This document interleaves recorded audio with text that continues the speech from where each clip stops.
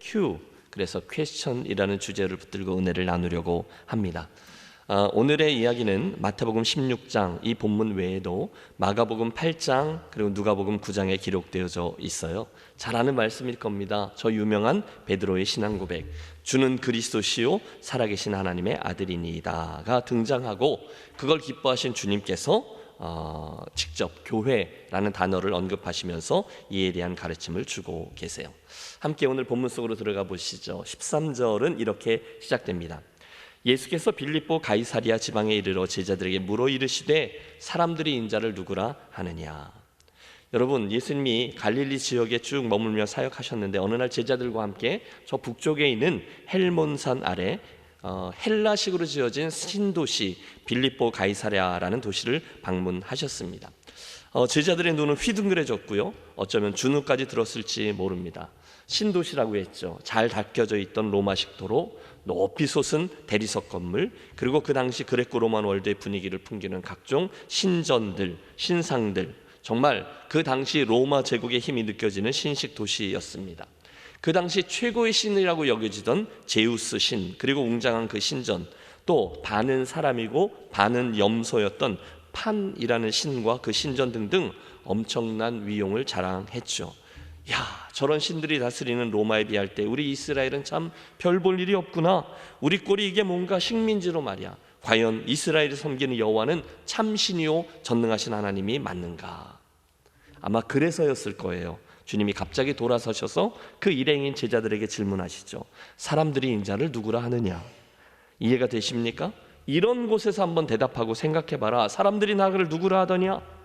곧 제자들, 그 당시 사람들에게 회자되던 예수님에 대한 세 가지 의견들을 피력합니다. 이르되 더러는 세례 요한, 더러는 엘리야, 어떤 이는 예레미야나 선지자 중에 하나라 하나이다.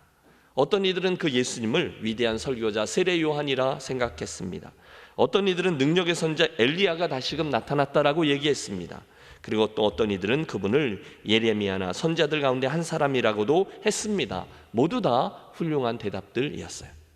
그런데 문제가 생겼죠. 그 3인칭의 대답들에는 전혀 흥미가 없으셨던 우리 주님께서 제자들을 향해서 이번에는 1인칭의 대답을 요구하십니다. 그런데 그런 것 말고 15절 이르시되 너희는 나를 누구라 하느냐. 이 사람 저 사람이 하는 그 얘기 말고 너는 나를 누구라 하느냐. 여러분, 오늘 예수님의 주님의 그 궁극적인 관심이 여기에 있다라는 사실을 기억하십시오. 남들이 그분을 어떻게 생각하고 어떻게 믿고 있는지 그거 말고 오늘 내가 예수님을 어떻게 알고 어떻게 믿고 있는지 주님은 그것을 묻고 계세요. 딴 사람 이야기하지 말고 내 이야기를 해봐라. 내 인생 속에, 내 심장 속에 도대체 어떤 내가 자리하고 있느냐. 너는 나를 누구라 하느냐. 너에게 있어 도대체 나는 누구냐. 그렇다면 이제 여러분이 대답하실 차례입니다. 오늘 여러분에게 있어서 예수님은 누구십니까? 틀림없이 제자들이 당황했을 겁니다. 갑자기 주어진 주님의 질문, 주변이 아니라 본질을 파고드는 주님의 질문 앞에서 제자들은 쉽게 입을 열지 못합니다. 순간 여러분 누가 대답했죠? 네, 베드로입니다. 16절 유명한 저의 고백을 우리 함께 합독하며 고백해 보겠습니다. 시몬 베드로가 대답하여 이르되 주는 그리스도시요 살아계신 하나님의 아들이시니이다. 와, 여러분 정말 놀라운 고백이었습니다. 순간 베드로의 주가가 최고치를 갱신하죠. 100점짜리 대답이었거든요. 그 베드로의 대답에서 우리는 두 가지를 생각해 보아야 합니다. 먼저 주는 그리스도시요 라는 고백입니다. 그리스도는 구약의 메시아라는 단어를 헬라식으로 발음하는 거예요. 곧 그들을 구원할 자라는 뜻이죠. 주님은 저를 죄와 사망에서 건져주시는 구원자 그리스도이십니다라는 고백이었어요. 두 번째, 또한 살아계신 하나님의 아들이십니다라는 고백도 있습니다. 여러분 주목하세요. 예수님이 하나님의 아들이십니다라는 고백에는 우리들을 누르고 있는 죄와 사망의 권세, 우리들의 그 멸망이라는 운명이 얼마나 심각했던 것인지가 드러납니다. 여러분, 사실 다른 문제들은 적당한 선지자들이 와도 해결할 수 있었습니다. 웬만한 문제는 천사들을 보내도 해결할 수 있을 거예요. 그런데 유독 이 문제, 죄와 사망의 문제만은 오직 하나님이신 당신께서 직접 오셔서 해결해야 할 만큼 심각한 문제였다는 거죠. 그래서 주님이 오셨어요. 결국 우리들에게 구원의 문을 열어주셨습니다. 할렐루야. 사랑하는 여러분, 저는 이 아침에 저와 여러분 모두가 이 고백, 주는 그리스도시요 살아계신 하나님의 아들이시니이다 라는 진리를 분명히 고백하는, 새롭게 고백하는 아침이 되어지시기를 바랍니다. 예수님이 그리스도, 나를 구원하신 분이고 예수님이 나를 위해 오신 하나님의 아들입니다를 고백하면 순간 우리들 인생의 모든 문제들에 대한 해답이 주어질 줄로 믿습니다. 그 고백이 있으면, 출발과 마지막을 담고 있는 고백이 있으면 우리들의 모든 방황은 끝이 나는 거예요. 아, 그분이 하나님의 아들이지, 그분이 구원자이지, 그 고백이 분명해지면 나머지는요 전혀 중요하게 여겨지지 않아요. 다 이해가 되고요, 좀 부족해도 다 그냥 넘어갈 수 있어요. 가장 중요한 그 대답을 가졌기 때문이죠. 자, 베드로의 그 고백이 얼마나 중요했는지를 보여주는 또 다른 반증도 있어요. 그것은 베드로를 향한 주님의 칭찬과 기쁨이죠. 17절 보십시오. 주님이 그 대답을 듣고 너무너무 기뻐하셨어요. 바요나 시몬아, 내게 복이 있도다. 이를 내게 알게 하니 이는 혈육이 아니요 하늘에 계신 내 아버지시니라. 맞아요, 여러분. 베드로가 축복받은 거죠. 무슨 복입니까? 가장 중요한, 그의 인생의 가장 중요한 진리를 알고 고백하게 된 복이죠. 하나님의 아들이신 그리스도께서 나를 위해 이 땅에 오셨다는 것을 믿고 고백하는 축복. 세상에 더 다른 축복은 없는 것입니다. 한편 여러분, 이 놀라운 베드로의 그 가이사라 빌립보에 있었던 그 이야기는 곧 오늘 저와 여러분의 이야기라는 사실을 기억하시기 바랍니다. 오늘 저도, 오늘 여러분도 예수님을 죄에서부터 나를 구원하신 메시아, 그리스도시요 하나님의 아들이라는 사실을 믿고 있기 때문입니다. 맞나요? 그렇다면 그날 베드로가 받은 복, 그리스도이십니다, 하나님의 아들입니다. 저와 여러분이 받은 복, 그리스도입니다, 하나님의 아들입니다 라는 것은 저와 여러분이 받는 축복이었다는 거예요. 누가 설득해서 믿게 된 게 아니에요. 여러분이 연구해서 예수님을 믿게 되었나요? 아닙니다. 그러나 어느 누구에게로부터 복음을 전해 들을 때 성령께서 내 안에 역사하셔서 그 바보 같은 진리, 2000년 전에 십자가에 죽은 그 예수가 나를 구원했다라는 사실을 믿게 되어지는 그런 놀라운 일이 일어났다는 거죠.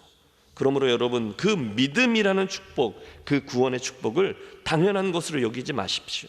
거기에는요, 성부 하나님의 어마어마한 섭리와 성자 예수님의 십자가 사건과 우리 성령님의 믿게 하시고 우리들 믿음의 보증이 되어주신 역사가 어우러져 있는 거예요. 그 고백 말입니다. 그리고 그 놀라운 축복을 저와 여러분이 이미 받으셨어요.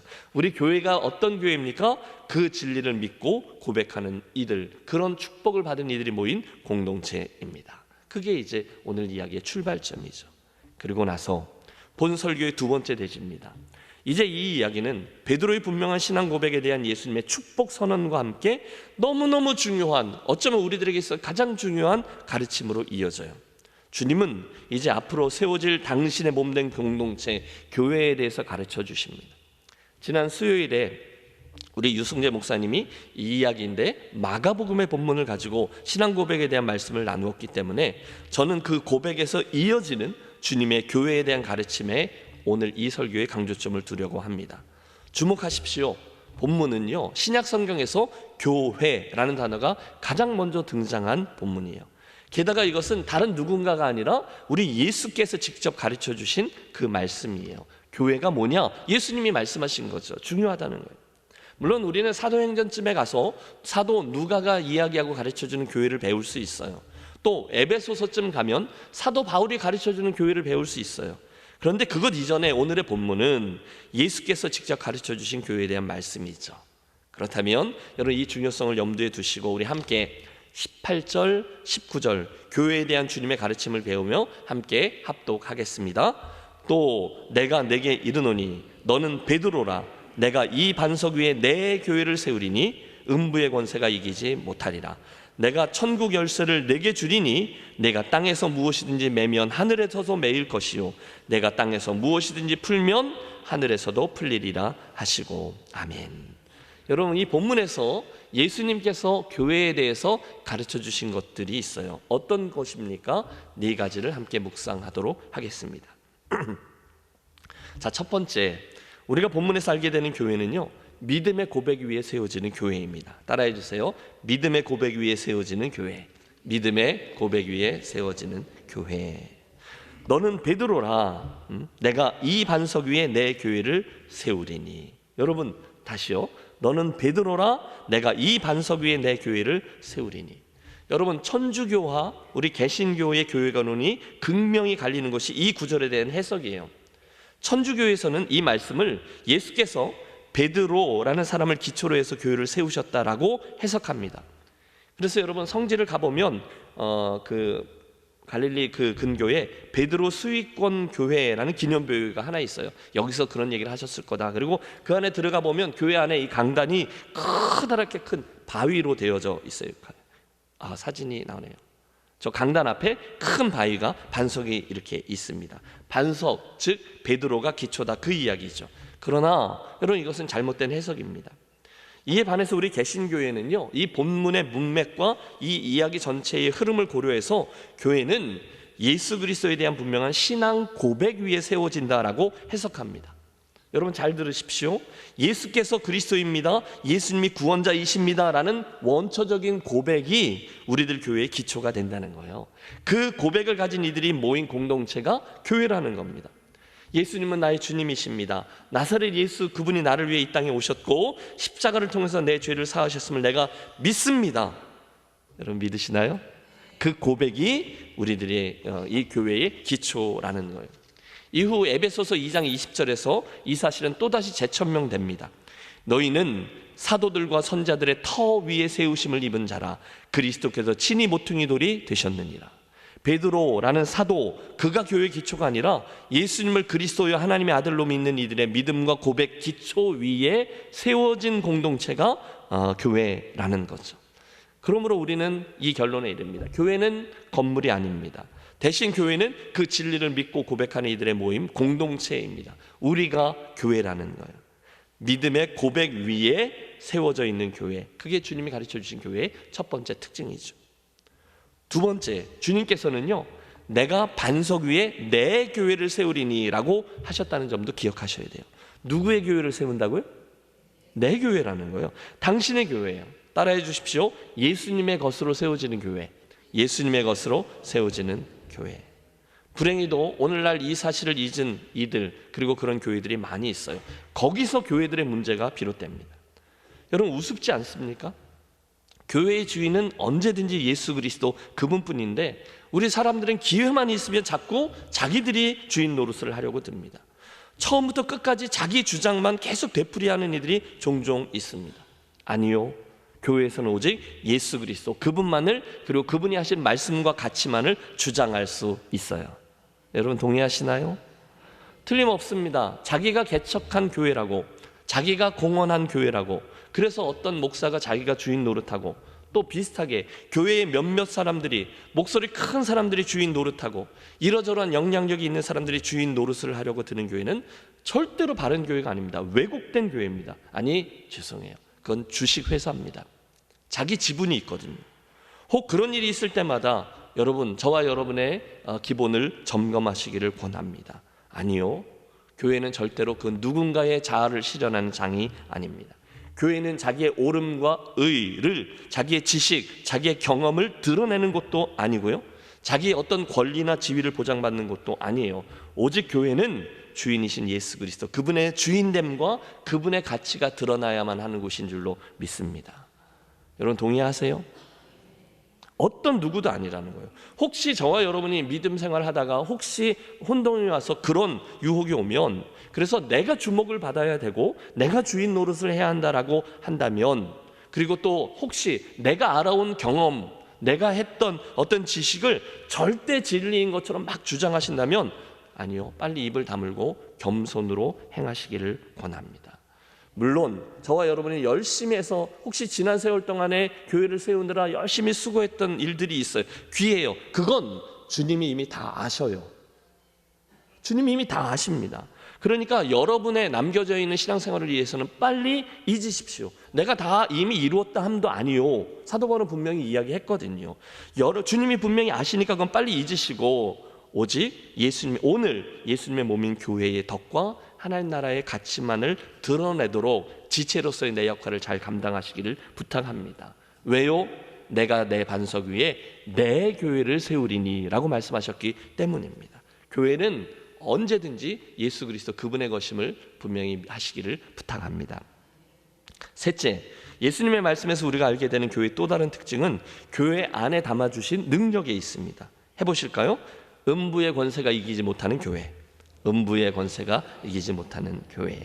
여러분, 음부, 죽음과 멸망입니다. 여러분, 죽음의 권세 무섭지 않습니까? 죽음이 다가왔어요. 아무도 저항할 수 없습니다. 죽음이 다가오면 그냥 죽는 거예요. 모든 사람들이 그래요. 그게 죽음의 권세요, 죄의 값이에요. 그런데 교회의 능력이 어디 있느냐? 그 음부의 권세를 이긴다라는 것입니다. 할렐루야. 언제요? 어떻게 해요? 예수 그리스도를 믿음으로 고백하는 방법을 통해서 그들은 이제 구원의 능력을 경험케 되고 새 생명, 영원한 생명, 이 땅과 저 하늘이 연결되어져 있는 영생의 축복에 참여하게 됩니다. 그게 교회예요. 여러분, 좀 놀라주세요.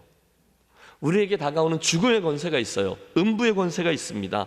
이게 너무너무 대단한 거죠. 아무도 거역하지 못해요. 그런데 그게 아무리 우리를 짓눌러도 일단 진리의 복음이 우리들에게 임하여 구원의 사건이 일어나기만 하면 그 음부의 권세는 저와 여러분에게 전혀 힘을 쓸 수 없을 줄로 믿습니다. 예수님의 진리를 믿고 복음이 선포되고 그 복음을 믿고 고백하는 영혼이 있으면, 지난주 말씀처럼 사도 바울이 내가 살아도 주를 위하여 죽어도 주를 위하여, 그 음부의 권세가 그를 어떻게 할 수 없다니까요. 어디가 되든지 그 음부의 권세는 전혀 물러가고 새로운 생명이 탄생해서 하나님 나라의 통치가 이 땅과 저 땅에 나의 오늘과 내일 계속해서 실현되는 기적이 일어나게 될 것입니다. 그게 교회가 가진 권세라는 거예요. 음부의 권세가 그들을 건들지 못해요. 이어지는 19절의 말씀도 같은 선상에서 해석될 수 있어요. 함께 19절을 합독합니다. 내가 천국 열쇠를 내게 주리니 내가 땅에서 무엇이든지 매면 하늘에서도 매일 것이요 내가 땅에서 무엇이든지 풀면 하늘에서도 풀리리라. 아멘. 여러분, 천주교에서는 이걸 교황권으로 이해하죠. 그래서 베드로 사도에게 주신 특별한 힘, 가장 큰 것, 권세라고 얘기하지만 우리는 그렇게 해석하지 않습니다. 당신이 그 교회에다 주셨다는 거예요. 천국 문을 열고 닫는 권세를 주셨다는 거죠. 네 번째 특징입니다. 한번 해보시죠. 천국 문을 열고 닫는 교회. 천국 문을 열고 닫는 교회. 그게 주께서 교회에게 주신 권세라는 거예요. 그래서 교회를 구원의 방주라고 얘기하는 거죠. 말씀드렸죠. 이 또한 베드로에게 맡겨진 권세라고 해석합니다. 교황권. 그날 이후 베드로 첫 번째 교황에서부터 시작된 사도권이 역사 속 교황들을 통해 오늘까지 이어진다라고 주장해요. 교황은 절대로 잘못하지 않는다. 교황 무오설이 거기서 출발합니다. 다 잘못된 성경 해석에서 비롯된 거죠. 아니요. 이에 대한 바른 해석이 무엇입니까? 베드로 수위권이 아니라는 거예요. 그 베드로에게 준 게 아니라 베드로가 했던 믿음의 고백을 귀하게 여기는 거죠. 베드로는요, 그 믿음을 가진 이들의 대표격이라고 이해하는 겁니다. 베드로는 믿는 이들, 그날 이후에 믿음으로 이 진리를 고백하는 성도들과 교회의 대표격이라는 거예요. 그러니까 반장이라고 이해하면 되겠네요. 여러분, 초등학교에서 전체 조회를 하는데 어떤 반이 단체상을 받게 되었어요. 그때 교장 선생님 앞에 누가 가서 그 상을 받죠?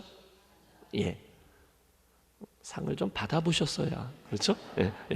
반장이 나와서 받습니다. 지금 그 이야기입니다. 천국 열쇠를 베드로 개인이 받은 게 아니라 예수 그리스도를 믿는 이들이 모인 공동체, 교회가 받는 거예요. 바야흐로 예수님 진리의 복음이 교회에게 구원의 문을 여는 권세를 주셨다. 다시 말해, 여러분, 저와 여러분이 구원의 문이라는 거예요. 우리가 그 구원의 문을 이루고요, 우리가 그 구원의 문을 열어요. 그리고 닫아요. 여러분, 천사가 구원의 문을 열고 닫지 않아요. 대신 교회인 저와 여러분이 구원의 문을 열고 닫습니다. 천국 문을 여는 일을 누가 합니까? 교회가 합니다. 천국 문을 닫는 일을 누가 합니까? 교회가 합니다. 거꾸로 천국 문을 열지 않는 일, 천국을 채우지 않는 일을 누가 하고 닫습니까? 교회가 합니다. 여러분, 제가 지금 너무 어려운 말씀을 계속 드리나요? 비유인 거죠. 그래서 20세기 서구 교회가 낳은 위대한 사상가요, 선교사요, 교회 연합운동의 선구자였던 레슬리 뉴비기는 이 이야기를 이렇게 요약합니다. 최상의 축복은, 즉 여러분 잘 들어보십시오. 하나님께서 우리에게 주신 가장 귀한 그 축복 말입니다. 구원의 사건 말입니다. 최상의 축복은 하늘로부터 저와 여러분에게 직접 오지 않았다. 대신 그 축복은 역사적인 공동체에 연결된 고리를 따라 동료 이웃들의 손을 거치면서 도달하게 되었다. 여러분, 이 말은 저와 여러분이 어떻게 구원에 이르게 되었는지를 설명해 줍니다. 우리 가운데 그 누구도 홀로 깊은 사색 끝에 예수 그리스도를 떠올리고 그분의 십자가 부활이 깨달아지고 믿어지게 되고 구원받은 분은 없습니다. 여러분 혼자서 그것을 깨달아서 구원받은 이는 없어요. 대신에 누군가가 여러분에게 와서 그 예수님의 복음을 전달해 준 거죠. 그런데 그 사람도 사실은 다른 누군가로부터 복음을 전달받은 거예요. 우리 조선은 주로 미국 선교사들을 통해 복음을 들었습니다. 그 미국은요, 그 전에 영국으로부터 복음을, 영국은 로마에서부터 복음을 들었고, 로마는 소아시아로부터, 소아시아는 이 예루살렘 교회로부터, 나아가 예루살렘 교회는 예수 그리스도에게서부터 복음을 들었어요.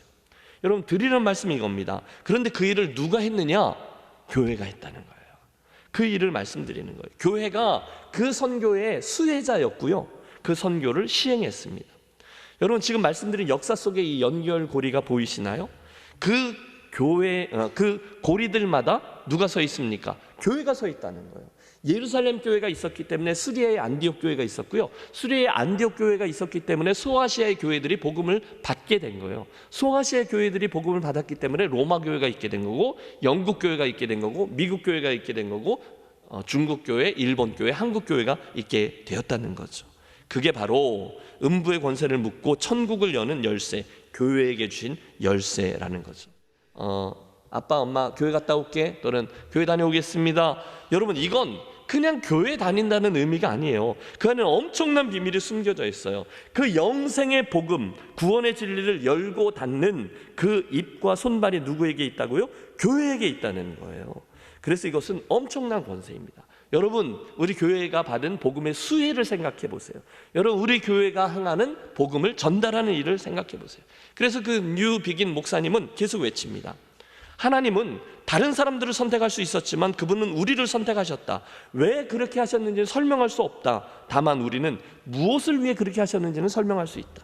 그분은 우리를 선택하셔서 모든 사람들의 축복의 통로로서 약속의 전달자가 되게 하셨다.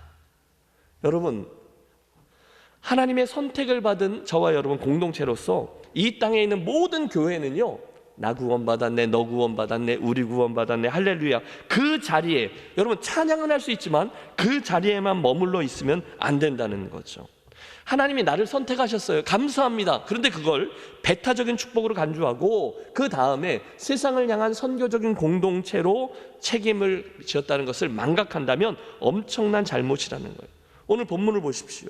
교회는 구원의 문을 열고 닫는 권세, 그게 기본적인 DNA로 담겨 있는 거예요. 예수님이 교회를 세울 때 아예 그걸 담아 놓으신 거예요. 그러기에 아직 예수님을 모르는 이들에게 이 예수님을 전달해 주어야 되는 일은 태어난 아기가 원래부터 숨을 쉬고 있는 것처럼 그냥 원래부터 교회에게 주어져 있던 직무입니다. 그래서 우리가 모이면 예배하고, 또 지난주에 우리 선교 헌금도 작정하고 장학 헌금도 작정하고 목장으로 모일 때마다 기도하고 목요 전도도 하고 또 단기 선교도 다니고 하는 거죠. 여러분, 저를 잘 따라와 주세요. 이게 좀 딱딱하지만 여러분, 이 그림을 선명히 가지고 계셔야 해요. 예수님이 교회를 세우셨습니다. 그리고 그 교회에게 엄청난 권세도 주셨고 책무도 주셨어요. 바로 그 음부의 권세를 묶고 천국을 여는 선교적인 책무, 책임을 말합니다. 너희가 나를 택한 것이 아니요 내가 너희를 택하여 세웠나니. 너무너무 아름다운 말씀이죠. 주님이 나를 택하셨어요. 구원하셨어요. 왜요? 그 다음에 나오는 말씀도 이해하셔야 돼요. 이는 너희로 가서 과실을 맺게 하려 함이니라. 믿습니까? 그게 교회의 목적이요 주님의 의도예요. 그래서 주님은 오늘 교회에 대한 가르침의 첫 번째에게서 교회에게 음부의 권세를 묶는 권세를 주셨고 음부의 문을 닫고 천국의 문을 여는 권세를 주셨어요. 그게 교회를 세우신 목적이에요. 여러분, 저와 여러분이 교회 올 때 행복하지만 그 사실까지 포함해서 행복하셔야 된다는 거예요.